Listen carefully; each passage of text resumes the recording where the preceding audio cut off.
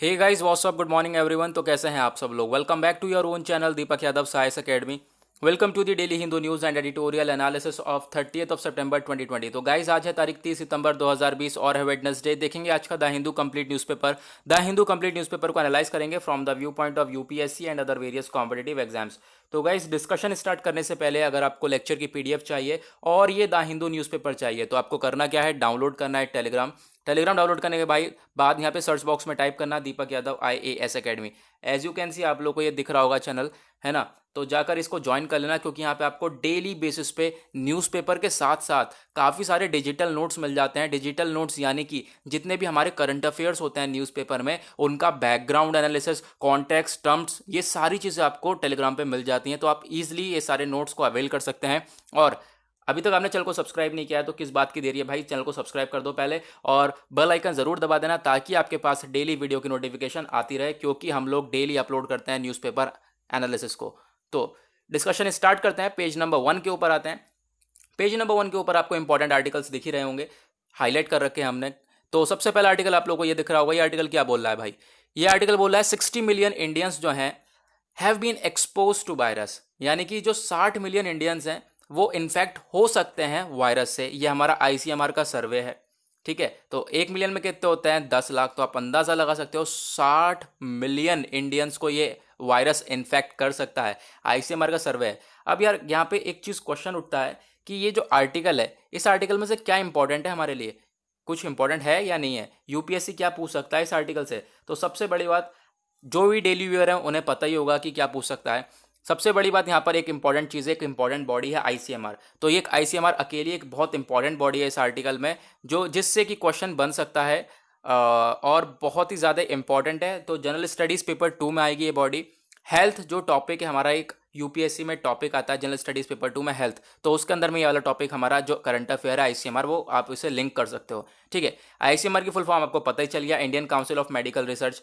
और नाम से ही थोड़ी बहुत चीज़ें पता चल रही होंगी क्या, कि जो ये बॉडी है ये मेडिकल रिसर्चेस के ऊपर काम करती होगी, है ना। जो मेडिकल रिसर्चेस हैं उनके ऊपर काम करा जाता होगा। कोई डिजीज़ है, कोई बीमारी है तो उसके ऊपर रिसर्च करी जाती होगी कि इसका सॉल्यूशन क्या हो सकता है, या फिर कोई मेडिसिन है, बायोमेडिकल रिसर्चेस हैं, उनके ऊपर रिसर्च करी जाए मेडिसिन के ऊपर, ठीक है। तो जो रिसर्च का काम है वो हमारा Indian council of medical research, that is ICMR करता है। चलो सिंपल सा आपको नाम से समझ में आ गया, अब आपको ज़्यादा जो है आप भूल नहीं पाओगे इसे, ठीक है। और उसके बाद जो है ICMR क्या है, गवर्नमेंट फंडेड है, सरकार इसे पैसा देती है तब ये बॉडी रन करती है। ऑब्वियस सी बात है, कोई भी बॉडी होगी, कोई भी ऑर्गेनाइजेशन होगी, जब तक उसके पास पैसा नहीं होगा तब तक वो आगे कैसे बढ़ेगा, ठीक है। तो सरकार उसे पैसा देती है। और उसके बाद याद रखना, ये जो आप कह सकते हो इसे, हमारी जो वर्ल्ड की सबसे पुरानी, पूरे वर्ल्ड में जो सबसे पुरानी रिसर्च बॉडी है वो ICMR है। और उसके बाद इसका हेडक्वार्टर कहाँ पर है, न्यू दिल्ली में इसका हेडक्वार्टर है। 26 ICMR इंस्टीट्यूट्स हैं जो कि फोकस करते हैं ज़्यादातर हेल्थ रिसर्चेस के ऊपर, जैसे कि कोई बीमारियां जैसे कि tuberculosis, leprosy, cholera, diarrhoea illness, infectious disease हो गई ये सारी, जैसे कि मलेरिया, HIV, इन सबको कैसे हम लोग निपट सकते हैं, इन सारी बीमारी से, इन सारी बीमारियों को कैसे कंट्रोल कर सकते हैं, इन सारी चीज़ों के ऊपर कौन रिसर्च करता है, वो हमारा ICMR रिसर्च करता है। ओके, अब थोड़ा बहुत हम लोग इतिहास देखें, एक ब्रीफ हिस्ट्री देखें ICMR की। तो 1911 में 1911 में ये बॉडी बन चुकी थी, लेकिन इसका नाम अलग था। 1911 में ये बॉडी बन गई थी, इंडियन गवर्नमेंट ने इस बॉडी को फाउंड कर लिया था, लेकिन इसका नाम था IRFA, Indian research fund association, ठीक है। इंडियन रिसर्च फंड एसोसिएशन नाम था इसका। फिर उसके बाद 1949 में जब देश आज़ाद हो गया 1947 में, उसके बाद जब 1949 में क्या हुआ, इस ICMR का नाम चेंज कर दिया गया, इस IRFA का नाम चेंज कर दिया गया और इसे कन्वर्ट कर दिया गया ICMR में। क्या नाम हो गया इसका, Indian council of medical research. और ये एस्टेब्लिश हुआ कब, 1949 में। ओके, तो आप देख सकते हो इसका लोगो वगैरह यहाँ पर यह है। और आज के टाइम पे इसके जो डायरेक्टर कौन है, doctor Balram Bhargava. Okay, complete इस तरीके से आपको कवर करना है कि आर्टिकल्स में से ढूंढना है कि भाई यूपीएससी क्या पूछ सकता है। यूपीएससी का सिलेबस अगर आपने पढ़ा होगा तो आपको डेफिनेटली जो आर्टिकल में चीज़ें दिख जाएंगी कि हमें क्या पढ़ना है। ओके, नेक्स्ट आर्टिकल पे आते हैं। नेक्स्ट आर्टिकल आप लोगों को ये दिख रहा होगा। ये आर्टिकल किस चीज़ के बारे में, फिर से इंडिया चाइना के बारे में। काफ़ी ज़्यादा यहाँ पे हम लोग कवर कर चुके हैं, फिलहाल एक बार और कवर करते हैं। ये आर्टिकल में क्या बोला जा रहा है, India rejects China unilateral claim.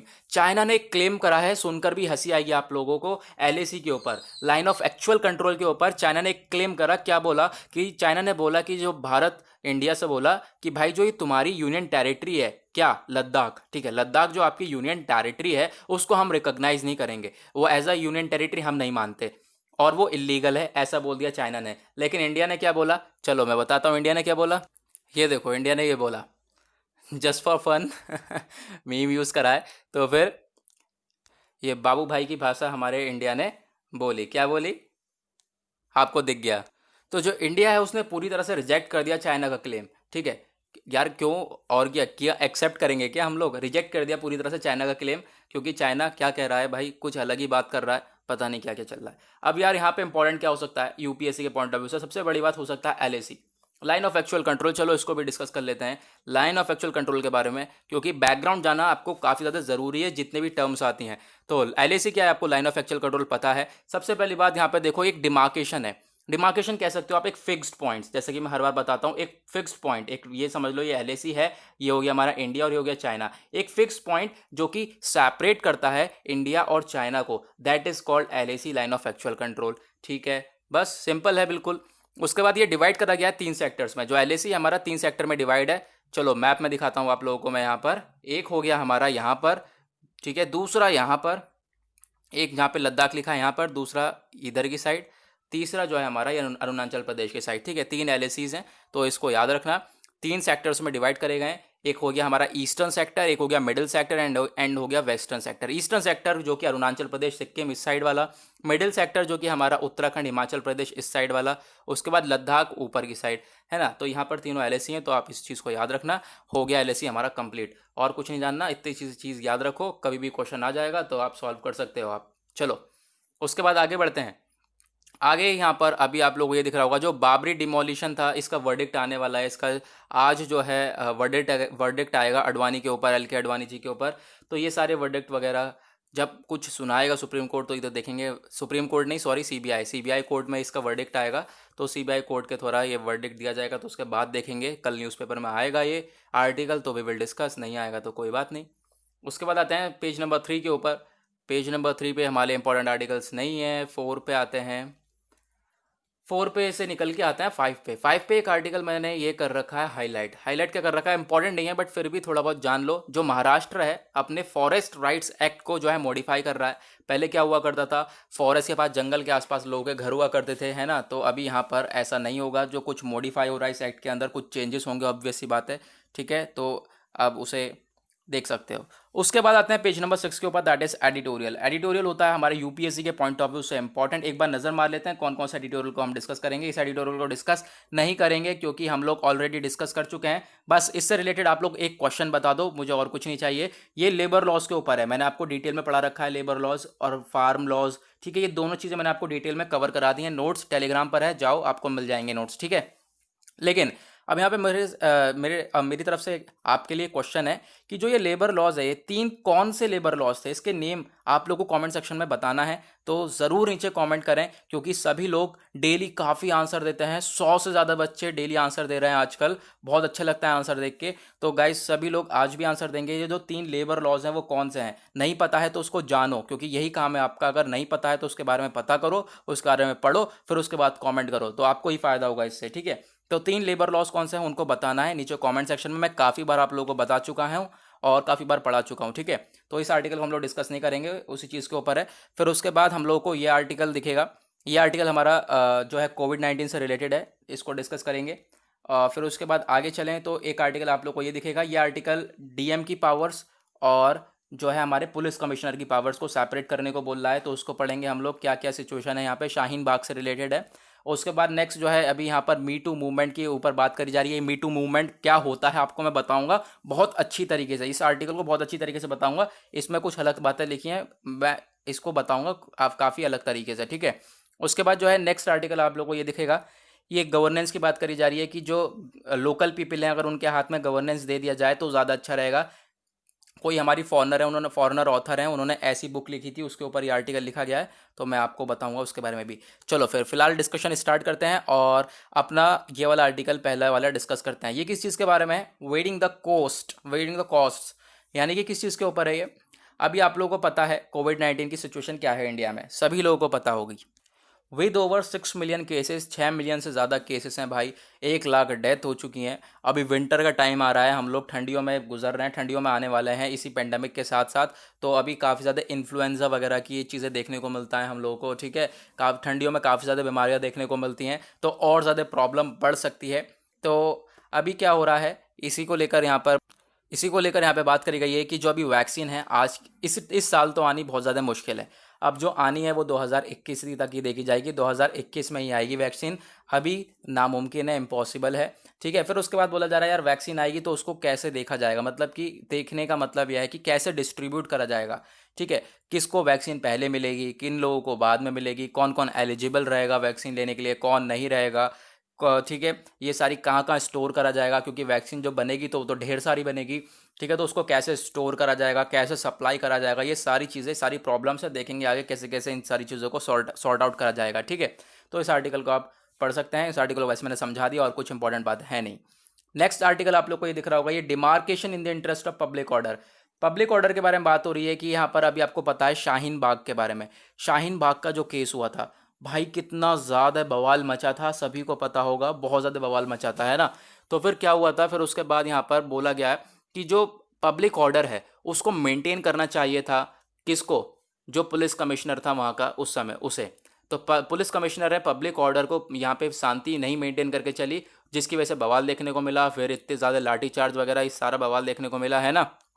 फिर उसी को लेकर बात करी जा रही है कि भाई जो डिस्ट्रिक्ट मजिस्ट्रेट है, ठीक है, जो डीएम है और पुलिस कमिश्नर है, दोनों की पावर्स अलग अलग हैं। और पुलिस कमिश्नर्स ने क्या स्टेप उठाया है, एक डिस्ट्रिक्ट मजिस्ट्रेट की तरह जो है स्टेप उठाया है, ठीक है। और जो है आप कह सकते हो कि पब्लिक ऑर्डर जो है, पब्लिक में जो वहाँ पे आप कह सकते हो जो पब्लिक भीड़ इकट्ठा आती है उस पर शांति मेंटेन नहीं कर पाया, ठीक है, शांति नहीं बना पाया। तो अभी हम लोग बात करते हैं इसके बारे में।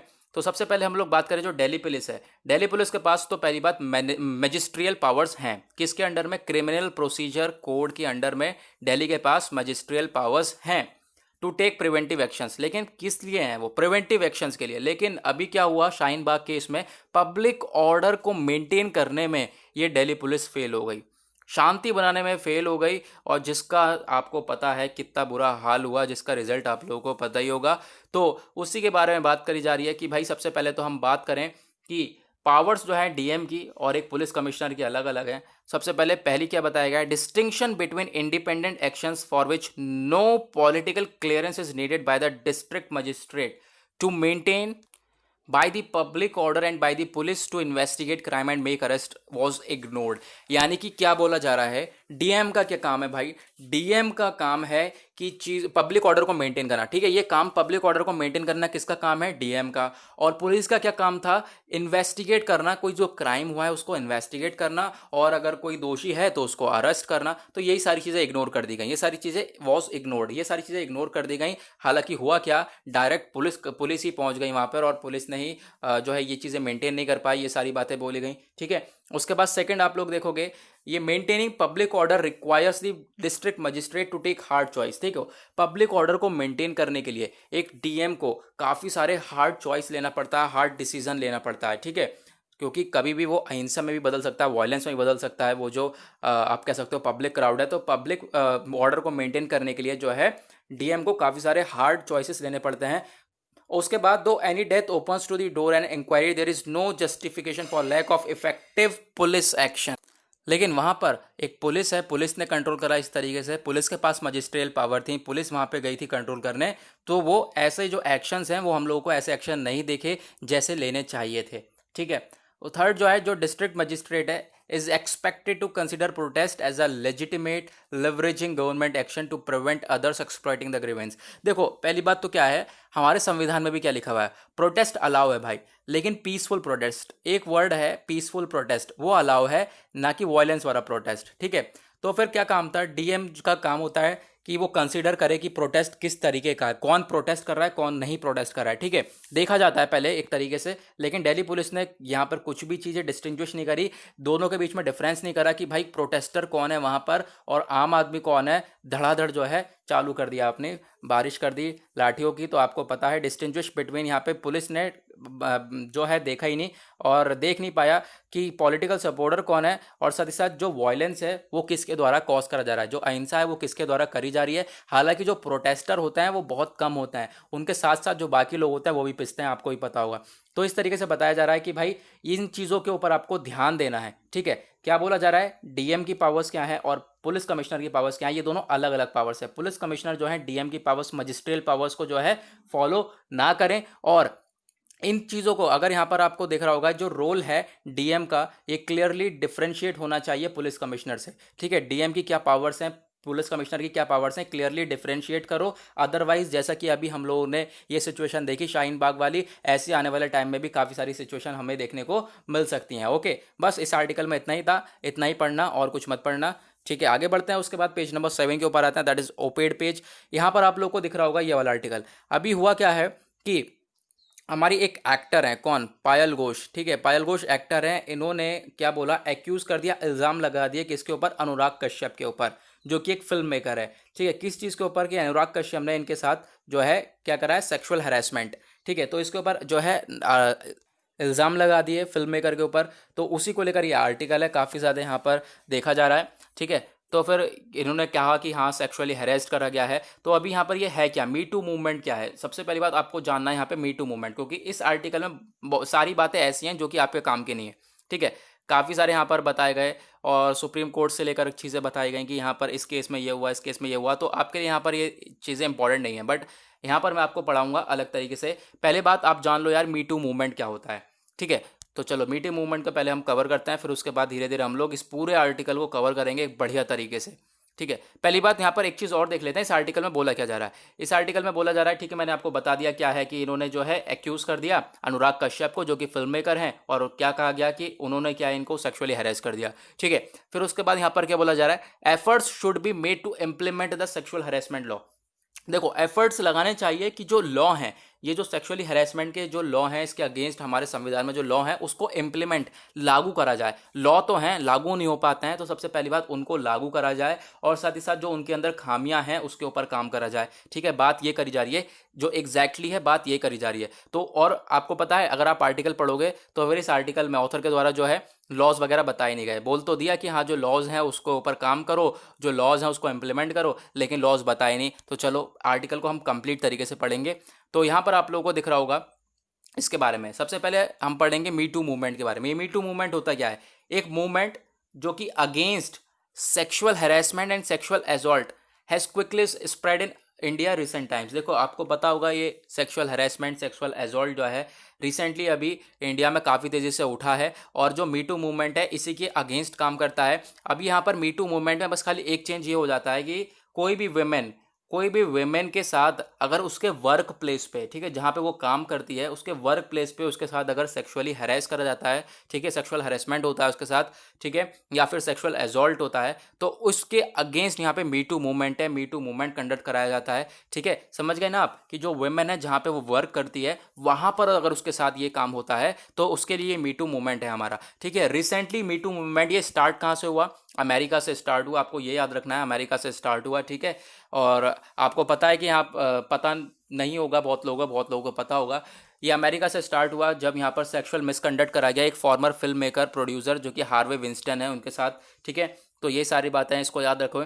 उसके बाद आगे हम बढ़े तो यहाँ पर क्या बोला गया, इंडिया में भी, इन इंडिया टू, यहाँ पे भी काफ़ी सारे हम लोगों को देखने को मिलता है आजकल के टाइम पे सेक्सुअल हैरेसमेंट्स वगैरह, ठीक है। और आपको पता होगा अभी तो आज के टाइम पे एक केस चल रहा है, ठीक है, केस नहीं चल रहा, अभी आपको पता है कल जो न्यूज़ आई थी, एक जो गर्ल है उसका रेप हो चुका है यार।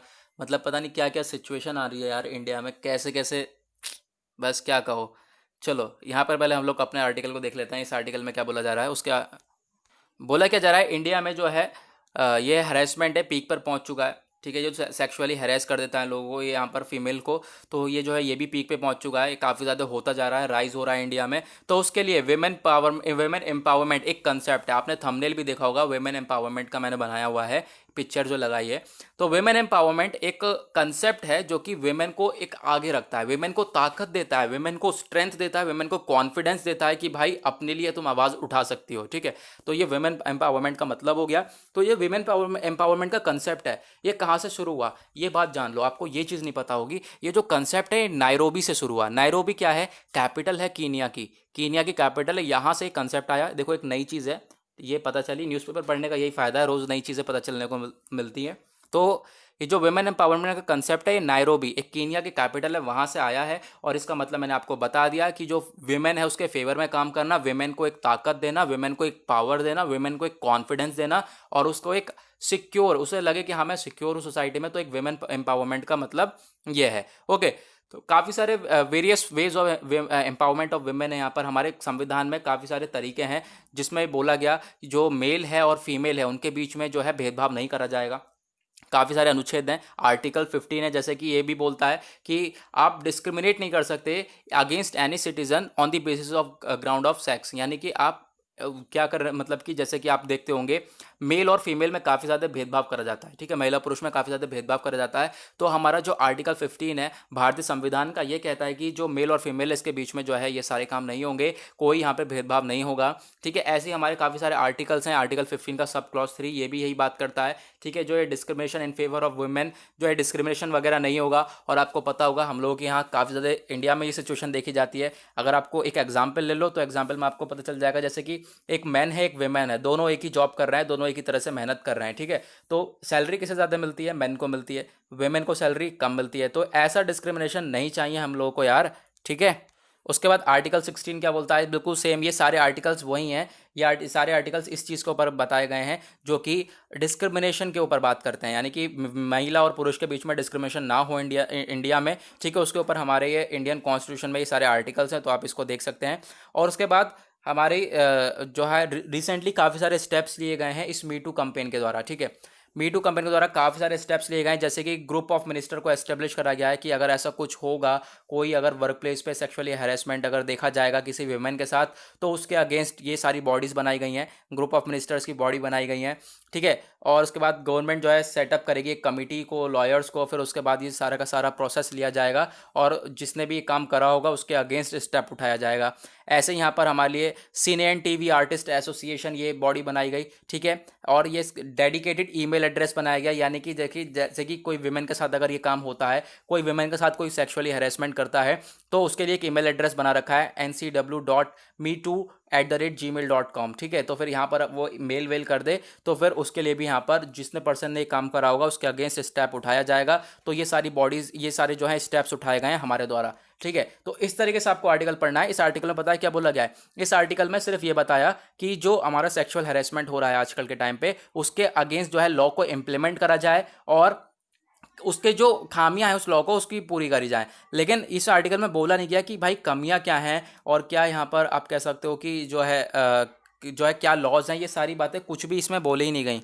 तो इस तरीके से आपको ये पढ़ना है, ठीक है। आपको आज समझ में आ गया होगा मीटी मूवमेंट क्या होता है। देखो मैं एक चीज़ बताऊं आप लोगों को कि एडिटोरियल होता है, सभी इंपॉर्टेंट नहीं होते, और मैं इस चीज़ में बिलीव रखता हूँ। और आपने अगर टॉपर्स का इंटरव्यू देखे होंगे तो बहुत सबके, मैंने काफ़ी सारे रिसर्च करी तो इसके बारे में ये भी पता चला कि अगर आप एडिटोरियल्स जो हैं, कि अगर आपको एडिटोरियल्स की न्यूज़ पता है कि क्या बेसिक है उसका, क्या बैकग्राउंड, तो आपको एडिटोरियल्स पढ़ने की ज़रूरत भी नहीं है। गारंटी के साथ मैं ये बात बोल रहा हूँ। अगर आपको न्यूज़ पता है बेसिक से, जैसे कि इस आर्टिकल से आपको पता है यार मीटू मूवमेंट क्या है, मीटू मूवमेंट से क्या रिलेटेड स्टेप्स हैं और करंट अफेयर में क्या सिचुएशन है, करंट अफेयर में आपकी सिचुएशन बस इतनी है, ठीक है, और ये सारा बवाल है हमारा। तो आपको अगर इतना चीज़ पता है तो आप आराम से इसका आंसर लिख सकते हो। तो मैंने आपको बता दिया मीटू मूवमेंट क्या है, इस तरीके से आपको एडिटोरियल पढ़ना है। नेक्स्ट आर्टिकल आप लोग को ये दिख रहा होगा, वोडाफोन के केस के बारे में। इसके बारे में मैंने पूरा का पूरा आंसर फ्रेम करके आपको टेलीग्राम पे पोस्ट कर रखा है, जाकर आप देख सकते हैं। उसके बाद नेक्स्ट आर्टिकल इस वाले को हम डिस्कस करेंगे।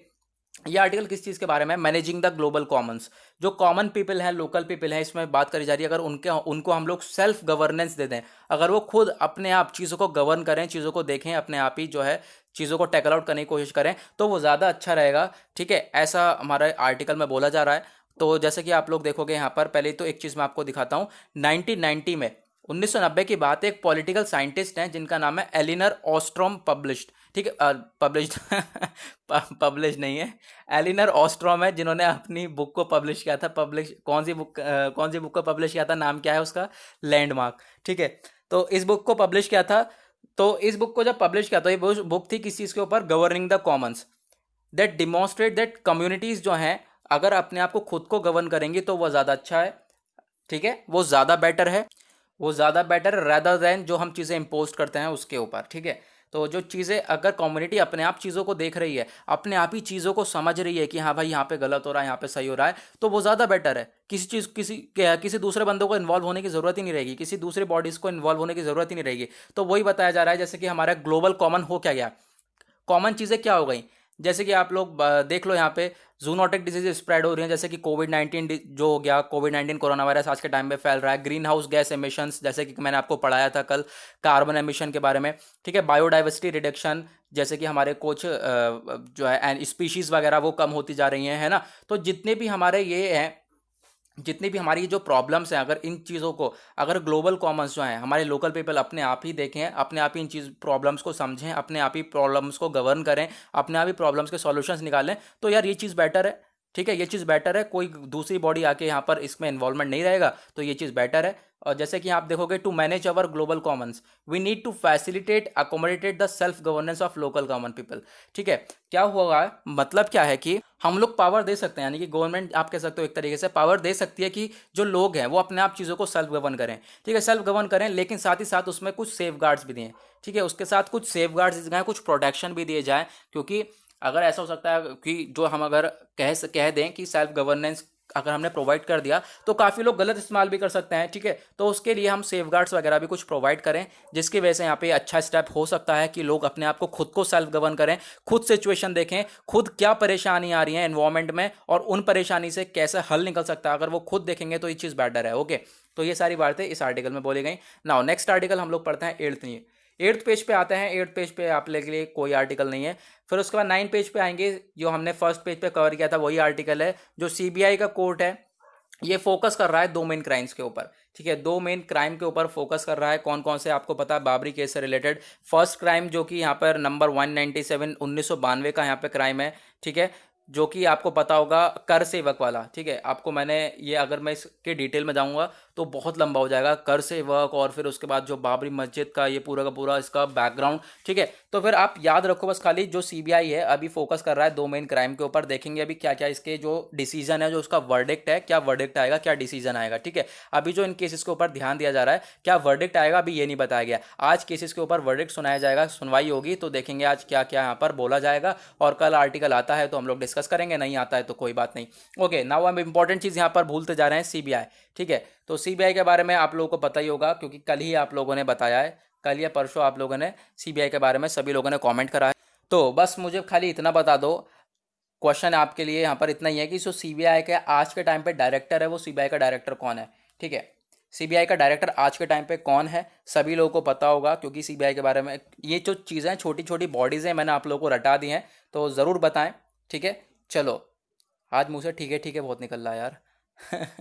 चलो पेज नंबर 9 पे आते हैं, उसके बाद आगे पेज नंबर 9 हमने कंप्लीट कर लिया। 10 पे आते हैं। 10 पे एक छोटा सा आर्टिकल दिख रहा होगा, ये छोटा सा आर्टिकल कभी भी बड़े में बदल सकता है, ठीक है। और जैसे कि मैं आज तक बोलता आया हूँ कि जो जो भी छोटे आर्टिकल को बड़े में बदलता है तो फिर वो ज़रूर एडिटोरियल में आया है, तो ये भी बदल सकता है एक बड़े आर्टिकल में। क्या बात हो रही है, इंडिया डेनमार्क के ऊपर। इंडिया और डेनमार्क ये दोनों मिलकर एक स्ट्रेटेजिक ग्रीन अलायंस के ऊपर काम कर रहे हैं, यानी ग्रीन रिवॉल्यूशन लाने काम कर रहे हैं कि आप समझ सकते हो कि जो हरा भरा पर्यावरण के ऊपर काम कर रहे हैं कि भाई जो है हर जो इंडिया और डेनमार्क हैं ये दोनों मिलकर काम करें। मंडे को इन्होंने जो है अपना पार्टनरशिप करी किस चीज़ के ऊपर, जो ग्रीन स्ट्रेटेजिक पार्टनरशिप है कि हरियाली लेकर आएँ और जितना भी कार्बन एमिशन है, पॉल्यूशन है, उन सबको कम करा जाए। तो उसके लिए यहाँ पर इंडिया और डेनमार्क दोनों मिलकर काम करेंगे। तो हम लोग कभी भी ये आर्टिकल डिटेल में आ सकता है तो उसको हम लोग डिस्कस करेंगे, ठीक है। अभी तो जरा सा आर्टिकल है, कुछ भी नहीं है आर्टिकल, अपने आप में बहुत बड़ा आर्टिकल बन सकता है ये वाला, ठीक है। चलो, उसके बाद नेक्स्ट आर्टिकल आप लोग को ये दिख रहा होगा, एसआईआई क्या है, सीरम इंस्टीट्यूट ऑफ इंडिया। इसने कमिट किया making 100 millions of more vaccine doses. 100 million से ज्यादा वैक्सीन बनाने की बात करिए, कमिटमेंट दिया है किसने, सीरम इंस्टीट्यूट ऑफ इंडिया ने। सीरम इंस्टीट्यूट ऑफ इंडिया क्या है सबको मैंने बता रखा है, डिटेल में पढ़ा रखा है। सीरम इंस्टीट्यूट ऑफ इंडिया पूरे दुनिया की ऐसी इंस्टीट्यूट है, पूरे दुनिया की, जो कि सबसे ज़्यादा वैक्सीन बनाती है हर साल और सबसे ज़्यादा वैक्सीन को बेचती है। ऑब्वियसली बात है, सबसे ज़्यादा बनाती है तो बेचेगी, ठीक है। और उसके बाद जो है इसके डायरेक्टर कौन है, एस पूनावाला साहब इसका डायरेक्टर है, ठीक है। और इसका जो है हेडक्वार्टर कहाँ पर है, हेडक्वार्टर इसका पुणे में हेडक्वार्टर है, ये भी चीज़ याद रखना, ओके। तो फिर क्या बात हो रही है, जो सीरम इंस्टीट्यूट ऑफ इंडिया है वो 100 मिलियन डोजेस के बनाने वाली है वैक्सीन के। अभी यहीं पे ख़त्म हो गया हमारा न्यूज़पेपर, ठीक है। तो फिर यहाँ पे वैक्सीन बनने वाली है, तो इसी ऊपर बात है कि ज़्यादा से ज़्यादा जो है डोजेस बनाए जाएंगे ताकि ज़्यादा से ज़्यादा पॉपुलेशन को ये इंजेक्ट करे जाएँ, क्योंकि ये काफ़ी लोगों को हमारे पास जो है वायरस ये इन्फेक्ट हो चुका है। तो आज का हमने कर लिया न्यूज़पेपर एनालिसिस को यहीं पर ही एंड। और अभी तक आपने चैनल को सब्सक्राइब नहीं किया है तो भाई सब्सक्राइब कर लेना, नीचे रेड कलर का बटन आ रहा होगा और बेल आइकन जरूर दबा देना ताकि आपके पास वीडियो की डेली नोटिफिकेशन आती रहे। ओके, जो मैंने क्वेश्चन पूछा है ज़रूर बताना कमेंट सेक्शन में कि जो 3 लेबर कोड्स हैं वो क्या है, 3 लेबर लॉज कौन कौन से, मैंने आपको डिटेल में बता रखा है, ठीक है। और सीबीआई के डायरेक्टर कौन है ये भी ज़रूर बताना। आज के लिए बस इतना ही, मिलेंगे आप लोगों से कल। आज के लिए bye bye, have a nice day.